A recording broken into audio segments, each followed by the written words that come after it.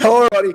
Welcome back to the Matt and Pat Sports Chat here on Sioux Falls Live. I am Pat. He is Matt. We are going to sports chat, and we are live from Shenanigans here in the far western edge of Sioux Falls, where it is currently pouring like it is. Could we say torrential downpour?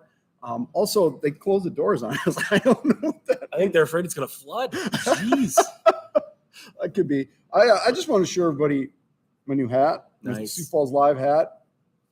Show me your bag too. No, I got my bag over there. It's real now, baby. We got merch. You're gonna be seeing it, swag, seeing that logo everywhere. But it's been a while. Yeah, Zim. Yeah. Well, it's summer. Nice to take some Fridays off. I don't know about you. Yeah. Up to the lake. I'm actually going to the lake tonight too. But are you? Geez, I don't know about this. Like, it's good for the fishing, right? Yeah, absolutely, absolutely. It's good for everything. Remind me to ask you about the lake over the 4th. Okay. Because I think I'm going to be there. I think we're going to be at the same lake. That's right. Yeah. Well, we'll have to talk about that. Anyway, this is about sports, but I wanted to mention I just posted a column. This is a sport, non-traditional sport of mountain biking, which obviously people know I'm into all things bike, but which you used to occasionally make me cover when you were my boss. Go cover this. But it was more Jackie, I think, that did that than you. Yeah, anyway. that's true. Yeah. You got to get out there. Yeah. And you're like, it's a bunch of guys in tight clothes. But it's news, though, because Falls Area Single Track, the folks who do all this stuff, and I learned a couple crazy things about, they have raised and spent about $200,000 since 2009 building single track in the community. Jeez.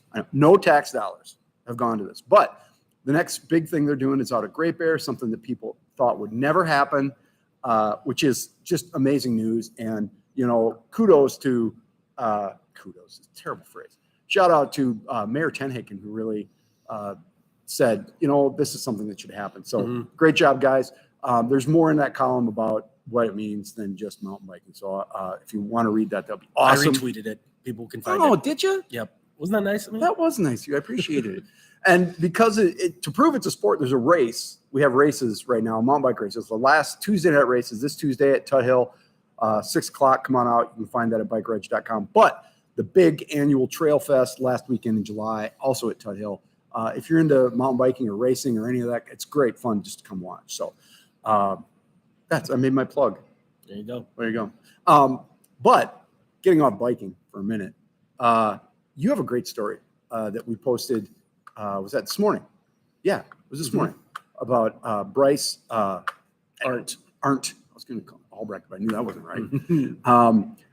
A great story about a stalwart of amateur baseball in the city, in particular, but in the state. Really well done. Why'd you decide to do that?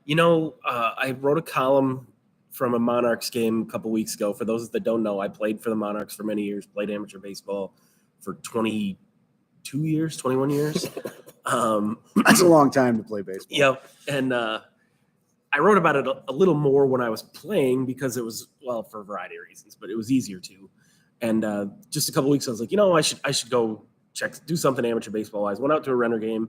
They're playing the Squirrels, who were the defending champions. Great name. Yeah. So it was an easy column, the dynasty against the new champions, and that story did really well. And, I think it was you suggested me, look for some other amateur baseball ideas. And I'm like, well, there's always a million of them. I mean, amateur baseball is just one of those sports, one of those things that has a million cool stories because it's us, it's everybody. Right. It's not the superstars, the freak athletes, the privileged people, that do things the rest of us can't do. This is, your neighbor, your dad, your uncle, that kind of thing.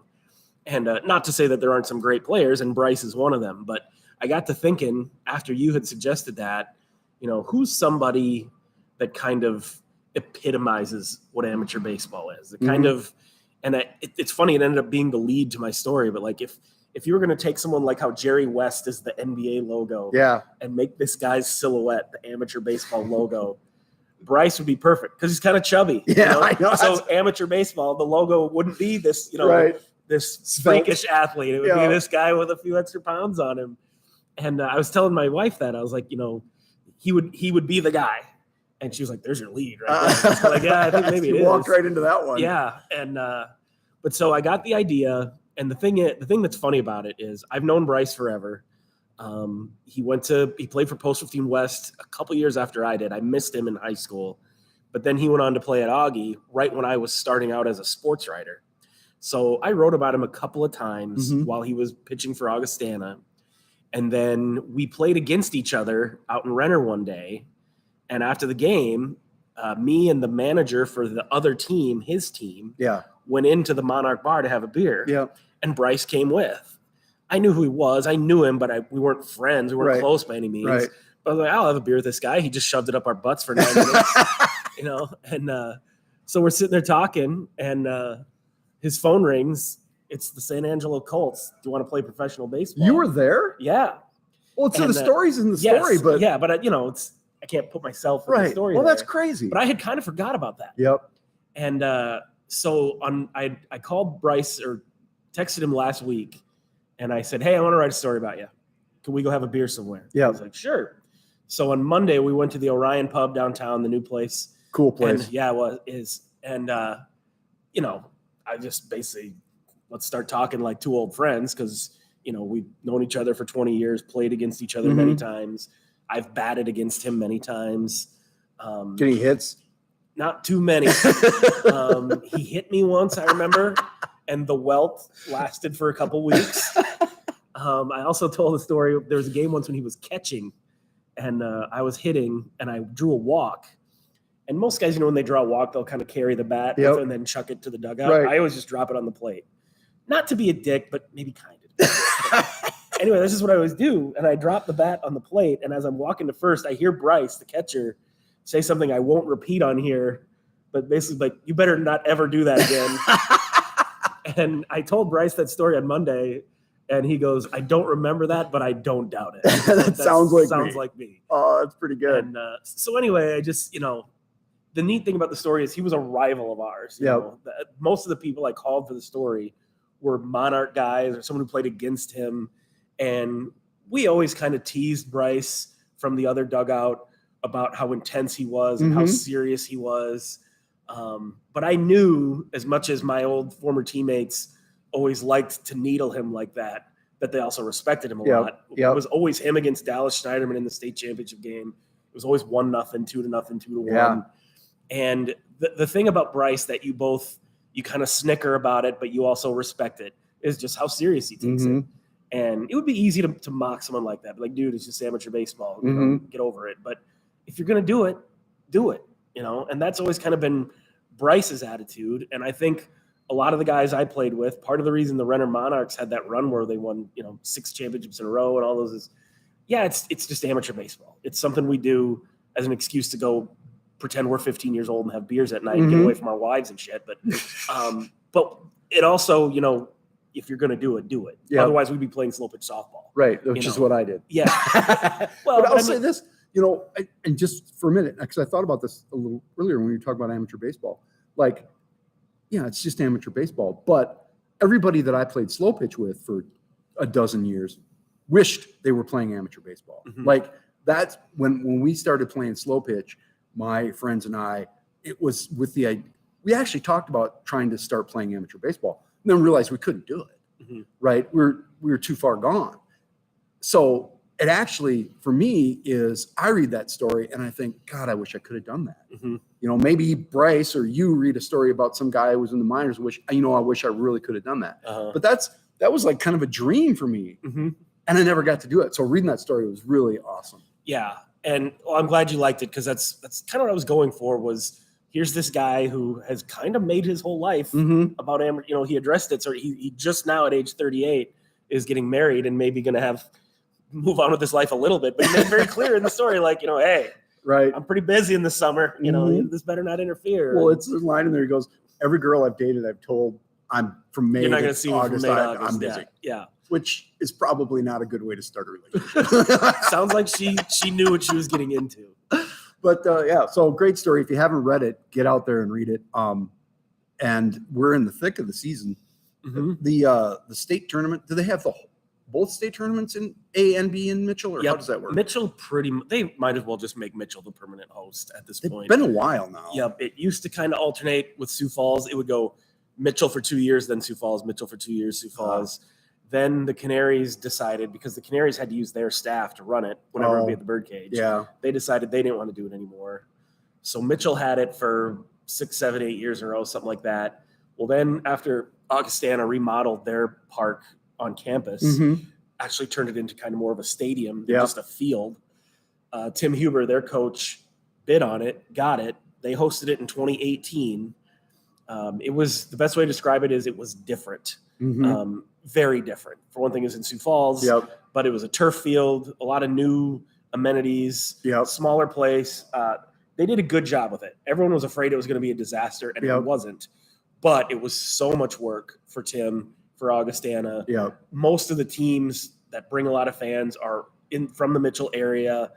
Even most of the Class B schools who want it in teams who want it in Mitchell every year were pretty complimentary. They're like, that was kind of cool to have it somewhere else for a year, but let's go back to Mitchell. And it's been in Mitchell ever since. And I asked Tim Huber if, you're going to do that again. And didn't seem like he was in a hurry to do that again. So like I said, they might as well just make it in Mitchell permanently. It's not that far from here. And you're right. Centrally located. That's where all the teams are. They do the city of Mitchell. That's their baby. They make a huge deal out of it. And they do a great job. They absolutely do. And the Mitchell Republic, our colleagues at the Mitchell Republic, do a special section for the paper. Do a great job covering it. So kudos to everybody in Mitchell who puts on that tournament, because it's a big deal. And that's kind of where it should be. I mean, it's I don't want to say it's a small town thing, because there's a lot of teams here, but it's kind of that small town tradition. If Sioux Falls ever got a new baseball stadium for the Canaries or whatever, then it would probably be kind of cool to bring it there once or twice just to see the new thing. And they probably would if that happened. But for the most part, amateur baseball belongs at Cadwell Park in Mitchell. And that tournament's in August, right? Like August 8th through 15th or 19th. So it goes like 10, 11 days, because Class B has 32 teams. It's single elimination. Class A has 8 teams, and it's double elimination. And then, you get to that championship Sunday, and you have the A's go first, and then the B's, kind of the big show. The big show comes afterwards. Yeah. Well, there's a lot of good players playing in those smaller towns. It's not like, it's just people from that town. Like Alexandria has always been really good, right? They're the cream of the crop usually. But they've got, what was it? We were talking about that the other day. There's a player from here who's playing over in Alec. Eric DeYoung, my former Renner teammate, one of the best hitters in the state. He's playing it out now. So there's good players out there. Matt Wilbur went and played there. They got a bunch of former Augie guys. Dakota Wesleyan's always had a good baseball program, so some of their guys go there. They're always really good. The Dill Rapids Mudcats are always really good. Canova, Salem. I don't want to start naming off teams because I'll forget one. Right. But there's 5 or 6 teams at the top of Class B. Lake Norden. That are pretty good. Yeah. Well, and so we'll our friends over in Mitchell will be covering that extensively, and we'll probably grab some of that for Sioux Falls Live as well. What else is going on? Oh, you had this kid from Lincoln, Jack. What's his last name? Jack Smith. That was a good story too about him. Like, this is his life dream to play for. He's 4th state. generation, although he's the first athlete. The previous generations were just students at South Dakota State, at least as far as I understand. Maybe the great grandpa played sports or something. It was funny. I saw a picture somewhere of him, and I assume his dad, at a Jack's game at the new stadium. And Jack is like a child wearing a Jack's hat and a Jack's shirt. But then it dawned on me, well, he's only 18. And this stadium's been up for 6, 7, 8 years now. It's that long? Yeah.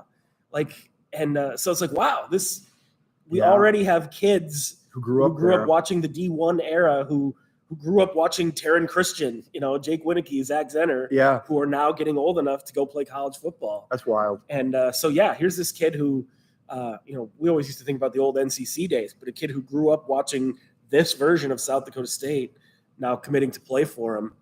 And it's funny because I heard from someone close to him that he would have done anything to go to SDSU, but the Jacks were not offering him right away. Oh, really? He had offers from Augie, USF, Northern, all of the Division IIs in the area.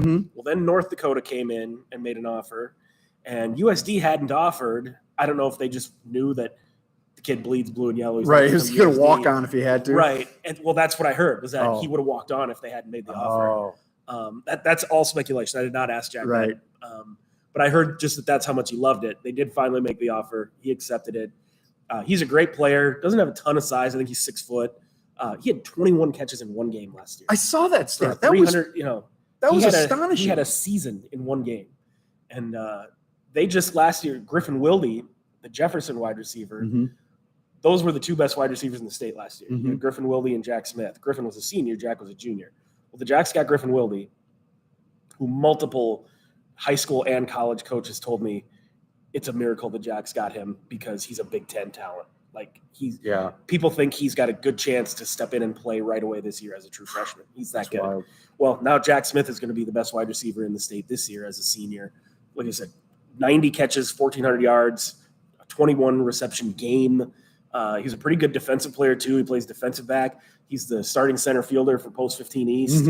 I think he's a pretty good track and field athlete. I don't know if he plays basketball or not, but just a great athlete and a playmaker. And this is, again, the thing that SDSU football was already doing, was sort of dominating the in-state recruiting. Now you win a national championship, you just, tighten that grip that you have on those kids. And that's a big get for them. I know Jacks fans are going to be happy that their team's winning no matter what. And the coaching staff's going to be happy that they're getting good players no matter where they're from. But when you can get the great players from right in your own backyard, that's kind of a double bonus. Yeah, I mean, being close to home helps people be stable. Not everybody wants to stay close to home. A lot of kids do. When you can drive home, if something something goes wrong, it's a big difference. That's interesting that you brought that up because I think that gets overlooked a lot. Yeah. People do talk about like, oh, he's a home state kid. That means his family can come watch him and his friends can come watch him. Absolutely. Yep. But you think about how many kids are lost to, they just struggle to figure out college. Yep. It's hard being away from home. Yep. These kids that come here from Missouri or Texas or Florida. It's got to be terrible. And the Jacks have a really good track record of getting those guys through, of finding a way to make them do it.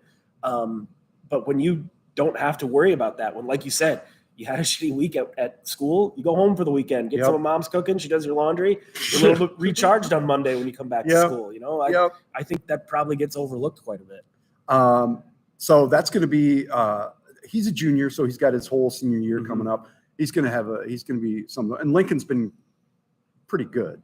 I mean, all the Sioux Falls teams have been good. Yeah. They've ever since Jared Fredenberg's been their coach, they've been just right on the cusp. They're going to have a really good team this year. It'll be interesting to see if this is the year they get over the hump and compete for another state championship. We haven't talked about this, but you mentioned the Sioux Falls schools, and I was looking at the geography of it the other day, and the whole conference thing is there still Brandon's still in the ESD, right? I think, aren't they like in the ESD and the Metro? Like it's some weird thing. So there is a Metro conference, but it doesn't really matter. Nobody cares as far as I know. I know I was literally the last to play in the SIC. Oh, really? The Sioux Interstate Conference. Yeah. You remember that? Oh, God, yes. Sioux Falls and Sioux City shared a conference, but it was obviously solely for bragging rights because they went to play in their state playoffs and we went to play in ours. We really took a lot of pride in that. That was fun because Sioux City and it lined up perfectly. They both had 3 publics and the one private that everyone loved to hate. Heelan and O'Gorman. And that Heelan O'Gorman game every year was in the dome. Huge. Yep. Huge rivalry. So that was great. And then obviously the ESD has their history, which they've been fiercely proud of that forever. Well, when the SIC broke up, Sioux Falls kind of said, well, we don't care about conferences anymore because we started this fake GDC, the Greater Dakota Conference, where it's Sioux Falls schools and Rapid City schools didn't make over any here. sense. They're not any good for one thing, and they're way over there. Conferences just stopped mattering, I think, in Sioux Falls at that point. And they all still play ESD each still other. has their pride, and that's still a thing, and it always will be. But now with, and I think it's T joined the ESD. I don't know. That's my question. So you've got now 4 publics: O'Gorman, Brandon, Harrisburg. T. If T is going to be, I think they joined the ESD. But they're double A right now. They're double A. Yeah. They working their way probably towards triple A. I would think so. So then you've got, and again, it's if you've only got so many double A schools in the state, then it doesn't really matter. The state championship is the championship Yeah. because you play each other once during the season, then you're gonna hit some of them in the playoffs. I mean, There's constant talk about, realignment or reclassification.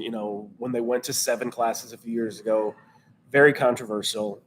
It felt very much like it was driven by ESD schools pouting that they couldn't beat the Sioux Falls schools anymore. Yep. And kind of wanting, well, we'll have our own state championship. And I sort of get it because Sioux Falls schools it was hard, getting harder and harder for those other schools to compete. But now all of a sudden Pierre is on 6 years in a row they've won it. Last couple of years, they absolutely would have competed with the AAA schools. Might have been the AAA state champion. They had a lot of really good players. Well, there. yeah, and they have Keenholz, obviously, was the big one. But the kid, the tight end, yep, and disables that have come through there. just committed to North Dakota State, Yeah, where yeah. his brother plays. He was on Yeah. Izzo's show today. They're loaded, and they have been.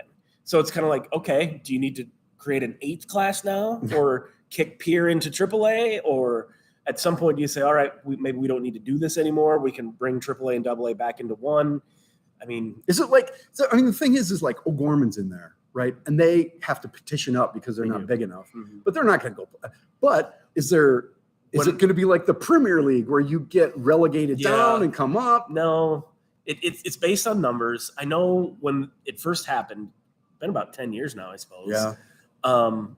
There was an opinion out there. There was a hope among some that O'Gorman could ruin the whole thing by not petitioning up. Yeah. Like, what would be funny is if O'Gorman said, all right, fine, we'll stay at AA just to spite the Yanktons and Watertowns. And then just kick them all around right, every year. We'll win AA. Washington can win AAA. Now what are you going to do? How many goalposts do you have to move around to give make Yankton a shot? so Yankton can win a state championship? Yeah. But I don't know where that stands these days. I mean, we're a little bit have sort of gotten used to it. But again, Pierre wins AA every year now. And I interviewed some Pierre players after they would win the AA state championship 55-0. Like, gee, don't you wish you would have had a shot at Washington or Roosevelt or whoever? Yeah. Especially there were years they beat them. Last year, T beat O'Gorman. I mean, those schools, the Harrisburgs, obviously, they come into AAA, boom, win it right away. So I don't know what the answer is because it's not like those ESD schools are getting bigger. Those towns are getting bigger. No. The metro area schools, okay, Harrisburg's getting bigger. They're growing up. T's growing up. What do you do with the ESD? I don't know. And then you've got Brandon, who has that long history of being in the ESD. But they're obviously a metro area school. They're essentially a Sioux Falls. They play all the metro schools. Yeah. I don't know how the schedule. They can't play. They must not play every ESD school. There can't. I think they had like some sort of hybrid schedule was the actual format of it. It's just nuts. It's it goes to show that the conference stuff nobody really cares. Yeah. It's all about the playoffs. I don't know what's going to happen as far as everyone agrees 7 classes is too many. Yeah. There are states with 10 times the population of South Dakota that have fewer classes. Yeah, I know. I think Texas has 7 classes. Don't quote me on that, but it might be the case. Yeah. But how do you shrink it back down? Do you combine AAA and, say that was a mistake, go back to the old way, AAA and AA is 1. Everyone agrees that 3 9-man classes is unnecessary. I remember one year all 3 9-man champions were from the same conference. Yeah. Because they're close. What are we doing? Right. Your conferences are based on proximity. Yeah. Right. So what are you doing? But again, people don't want to take away. People want to give out as many trophies as they can. And part of me gets that. I'm definitely not one of those everyone deserves a trophy guy, but I'm also not one of those, you kids and your damn participation trophy, Well, and if they want to have see both sides of it. If they want to have 3 9-man classes, I don't care. I mean, what difference does that make? One seems more like plenty. Yeah. Maybe if you insist on having 2, have 2. Well, wasn't there a discussion not that long ago of creating 6-man again? Yeah. Well, that's the other thing. I mean, numbers continue to dwindle for a variety of reasons. Yep. Is it necessary to have 3 9-man classes? Because you're going to see more and more probably, merging of programs. Although I don't know if the geography allows for that in certain places. Co-ops used to be so prevalent. Yep. I don't know necessarily what the status are of some of those. Well, a lot of the schools are gone. Yeah. I mean, not the co-ops have just become districts. And it becomes dangerous when you have these 9-man teams that only have 16 or 17 kids in the whole Yeah. roster. And they maybe- start playing. Holy crap. And they play after they've had a week of practice Yep. in August. They're not ready. They're not in shape. Yep. They only have 17, 18 guys, so they can't platoon. They have half the team, if not all of them, have to play both ways. And then on top of that, 3 or 4 of them are 8th graders, 9th graders. Imagine Tucker Kraft played 9-man football. Right. Imagine his senior year, some 13-year-old kid trying to tackle it. Well, didn't Greenway play 9-man football? Yeah. I mean, he's that's- a wrecking ball. That's at dangerous. 9-man. That's an Yep. NFL guy playing against a child. Well, there's no easy solution. There's not. That's just it. We're sitting here talking about all these problems. It's easy to point out all the problems. Coming up with the solutions is the hard part. And Yeah, and the travel. I mean, the distances just make everything that much harder. We're really lucky to have all these schools right here because they don't, other than having to go to Rapid once a year, which is silly. They don't have to do a bunch of travel. It saves money. It saves time. It really is. We have in Sioux Falls a great high school football situation. That's all very competitive. The teams have a lot of support. There's none of them that, I mean, it used to be that, like in the SIC, Sioux City West always sucked. They were never going to get any better. But you don't have that here. Yeah, we had it here for a while. Lincoln was terrible. Yeah, forever. that's true. Washington was crappy before Kim Nelson got there. Now it's just, we've talked about this, how the whole landscape of Yep. Sioux Falls sports were loaded and everything Yep. now. But I don't know. I mean, like I said, I could complain about all the things that I don't like about it. You Right. could talk to someone else and they'd have all the things they don't like about Right. it. Talk to that's what- somebody from Brookings and they've got a Right. And that's why I do have sympathy for the people making the decisions, even when I disagree with the decisions they're making. It's like, Mhm. you can't please everybody. I'm telling you to do one thing while someone else is telling you to do something else. And then There's you got no to easy you got to answers. get rid of gymnastics and you're a pariah. Right. High school sports is very difficult. Yeah. What's really tough? 12U girls last pitch softball. We won a game though. You did? Yeah. Keeping score and everything? Oh yeah. Nice. We won one and we tied one. That is the toughest age because you're right at that point where it's like, are we going to get serious about this or Yeah. not? It's past the point of, we're just out there trying to have fun and learn the game. You're old enough to do some stuff. But And we had that discussion with the ladies the other day. Mhm. I may or may not have been a little pointed in my comments about why fundamentals are important. But they're 12 and 13-year-old girls. They're great. They are so resilient. It's amazing.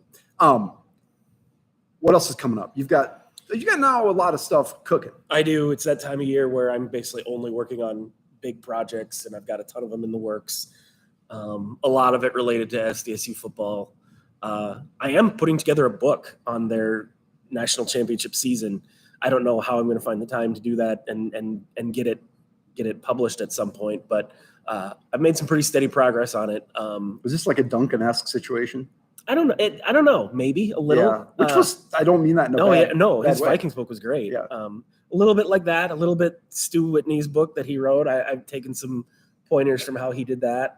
I mean, I haven't done any negotiating with publishers or anything. You got to like turn that. this I'm baby just around putting it pretty together. quick, don't you? Well, I was thinking try to get it done in time for the opening of this next season. Yeah. That won't happen, but that's okay. I don't think it necessarily, like, that national championship season doesn't cease to have existed No. when the next season starts. So Especially we'll if see they how that goes. maybe do it again.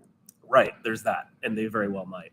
So But anyway, as part of that, I've been talking to players and coaches as much as I can.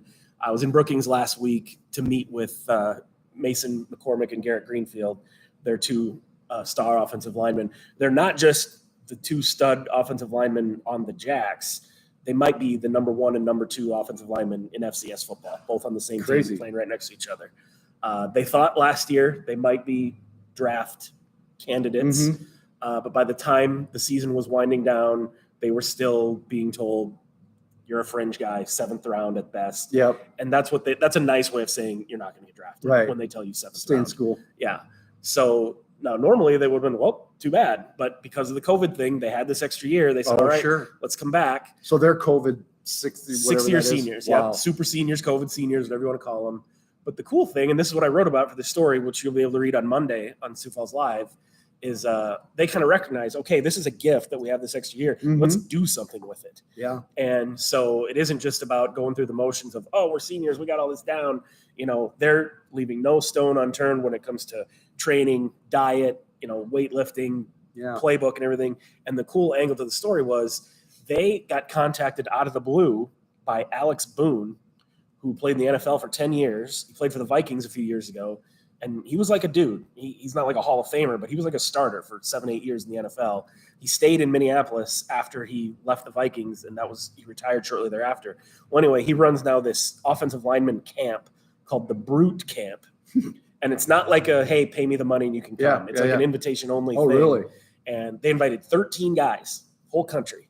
And most of them are like Big Ten, SEC dudes. Mason and Garrett got invited by Alex Boone. He reached out to them. He sent them a DM on Instagram, like, hey, I'm having this camp. Do you want to come? Wow. And they were like, well, sure. But, and he's like, because of NIL, he can pay for all of it. And it's above board. So he said, drive on up here. I'll pay for your gas. I'll feed you. I'll give you a place to stay overnight. And the whole thing is supposed to be, he's trying to simulate a day in the life of being in the NFL. Wow. So he and a couple other NFL linemen ran it. They had these 12 or 13 players there. And he's like, I talked to Alex Boone. He was awesome. Like, he just talked my ear off I was on the phone with him for 10 minutes. It felt like I talked to him for 2 hours. The guy just, a motor mouth. And Vikings fans who remember him will not be surprised to hear that. But he was like, I was hard on these guys. It was not a vacation. Yeah. Like, he's like, I brought him there. Basically, he's like, I'm going to kick your ass and see if you can take it. Yeah. And if you can take it, you might have a shot. Well, and he had nothing but great things to say about Garrett and Mason.